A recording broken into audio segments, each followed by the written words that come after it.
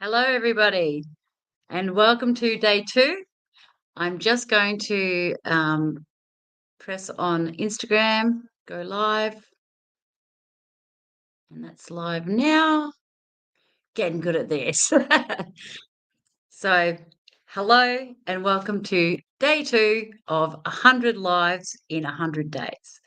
And if you didn't see yesterday's, I am tracking Mizzy Max, who is a friend of mine and a one-on-one client as well, and she has, um, done 100 original songs in 100 days and completed that um, whole thing, and it's amazing. If you wanna follow her, it's at Mizzy Max Music on Facebook and Mizzy Max on Instagram and YouTube, and it actually absolutely astounded me, her, finishing 100 original songs in 100 days, and it's inspired me to come along for the ride, with her 100 lives in 100 days, and so together we've created 100 days of play, and you'll probably see it up here. I can't even point to it, but so that's our Facebook group, and if you'd like to join that, we'd love to have you along for the ride. So it's for anything. So anything that you'd like to do for 100 days, if you did that every day for 100 days, it's a lot of hours, a lot of practice in. You'll get good at something real quick. So that's what we're doing here. We wanted to see how it would go for me as a creative confidence coach and content creator, and Mizzy, who's a musician, to do 100 lives in 100 days and see what happens. And we're just going to get really curious and see how our businesses go from there. And we wanted to be really transparent and show you guys so that and inspire you guys to do it along with us. And it doesn't have to be lives. It can be posting. It could be yoga every day. It could be walking every day. It could be drinking more water. Anything. So jump on our Facebook group. We'd love to have you. 100 days of play. Okay.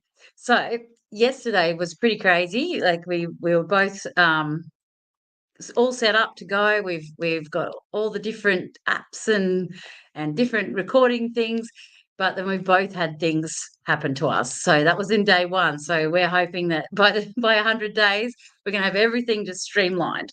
So with me, I couldn't get my Instagram to work, and then it took me probably about 5 minutes before I started the live, and then I was like, "Oh, why would this happen right on the first day?" But of course, the first day it's going to happen. So I was trying to chill myself.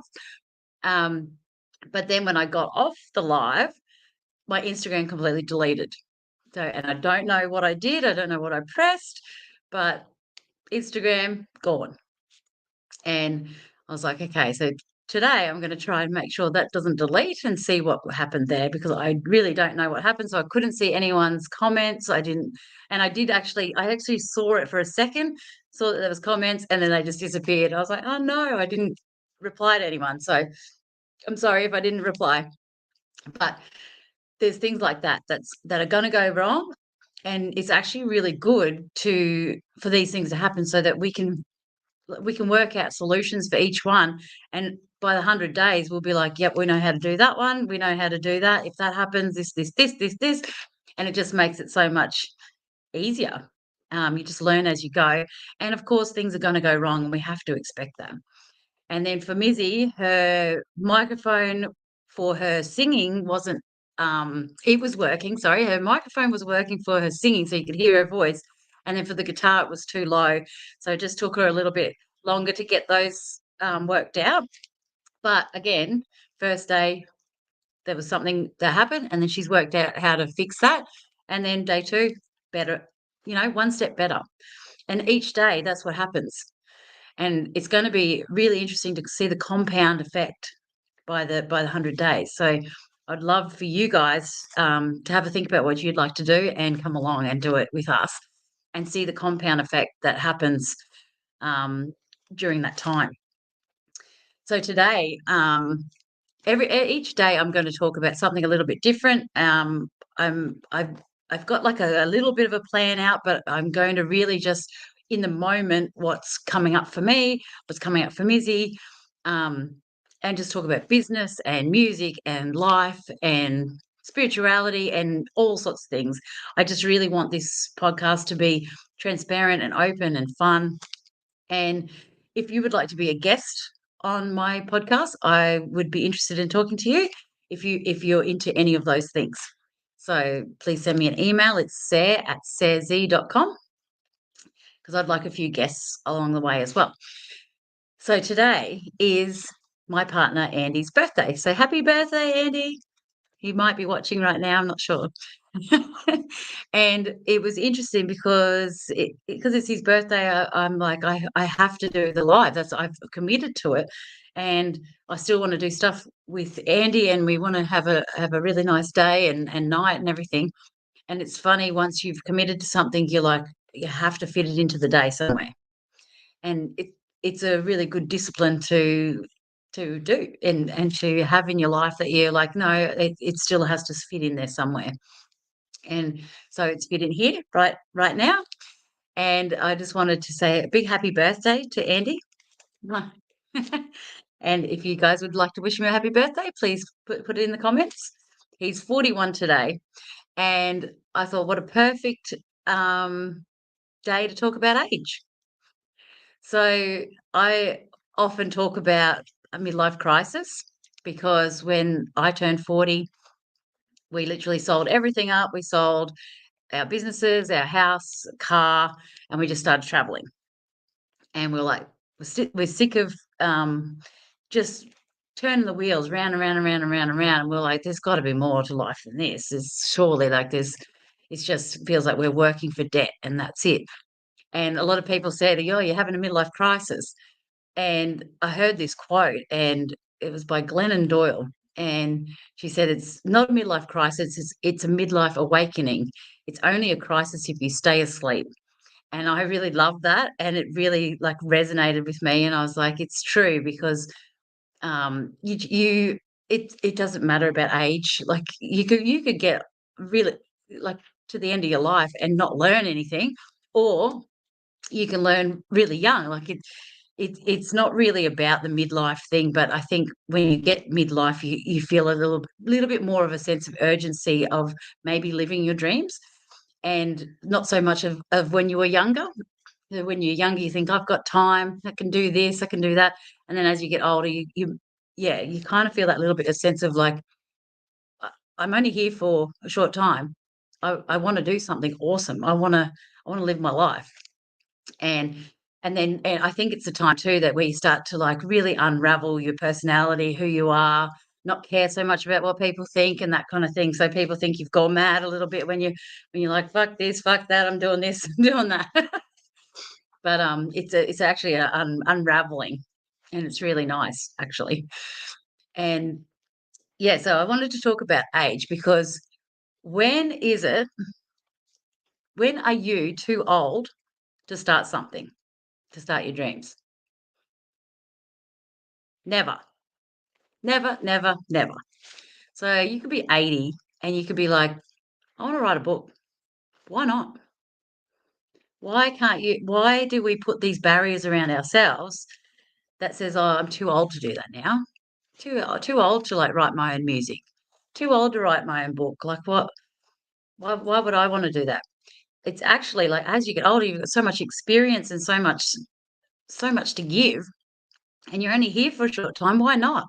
And why not share it? And so when you are gone, people have something that you've produced. It'd be amazing. So you're never too old. And I actually wanted to give a few examples today, because just of famous people, and it doesn't mean that you want to be famous. It's just that people are living their life, and then one day they've just gone, no, I want to pursue it, and they do, and then they're successful in it. And success is different for everyone. I'm just going to say a few famous people, because then you will know and you resonate with it. But you don't have to be famous for it. It could be for your family and friends to read back in times. It's something that you wanted to give from your heart, and why not? You're never too old. So I've just written them down so I don't forget them. But you've got Leonard Cohen. So my dad really loves Leonard Cohen, and he listened to him while I was growing up as a kid. And he started at 33. And that's th back then, that was something that probably they didn't really think of, to do, to start your music career at 33. He did the songs of Leonard Cohen and brought the album out at 33. Then you've got Sheryl Crow. She was 31. She brought out Tuesday Night Music Club when she was 31. Before that, she was, I think she what was she doing? I think she was, I can't remember, but I did hear something about her. But then you got Vera Wang. She was 40 when she come into the fashion world. Now she's like Vera Wang, who you know. Um, you got Colonel Sanders at 62, did the secret recipe for KFC. Like you would think that he started that, maybe even like a family business, but it wasn't. He was 62. You've got Stan Lee with the Fantastic Four. Um, that he was around 39 years old when he brought that out, the comic out. Um, you've got Ray Kroc for McDonald's. He was 52 when he started McDonald's. Um, then you got Morgan Freeman. He was 52. So I always thought Morgan Freeman was quite young, and I was like, and then when I found that out, I was like, that is crazy because it just feels like he's always been here, and he's always been in movies and stuff. But he was 52 when he started doing that. Then you've got so many others as well, but I just wanted to list a few just because age is only what you make it. Like, for me, I feel I don't feel an age, like, I don't feel like I'm a certain age, and I don't think I will feel like that when I'm older either. Like, even at 80, I think you'll feel like you're 21, and Andy said that this morning. He saw a guy, he said, that he had a note in his pocket when on his deathbed, and he brought it out and said, "I still feel like I'm 21." And like you still are you inside, just your vessel's getting older, but that doesn't mean that you stop pursuing your dreams and giving things a go and having excitement about it. And what was that quote? It's like, as you age, you don't stop laughing. A- As you get old, you don't stop laughing. You only You only get old when you stop laughing or something like that. So, like, just always have fun.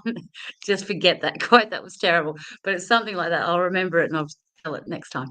But it's like when as you get older, just don't stop laughing, don't stop having fun just because you're getting older, and don't stop not pursuing your dreams. Like, why not? And what else was I gonna say? There's something else I was gonna say too.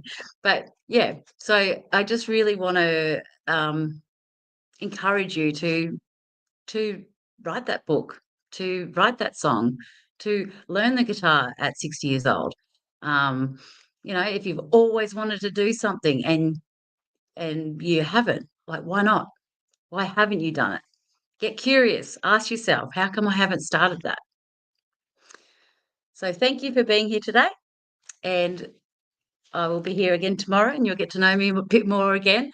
And I'd love for you to write in the comments, any quotes about age, anything that you've wanted to learn and you haven't, and put it down. Like, especially when you write it down, it really, especially if you write it down here, like it makes you feel like you're accountable for it. Like, if you write down, I've always wanted to learn the guitar and never have. And once you write it down, you're like, why haven't I learnt the guitar? You can just get on YouTube and learn it for free if you wanted to. It's like, how come you haven't started that? And so today is a day to reflect on that and get curious and think about maybe starting something new. So have a lovely day and happy birthday to Andy. And I was going to say he's old, but I'm not allowed to say that now that I've said all this. But thank you for being here, and I'll see you tomorrow. Bye.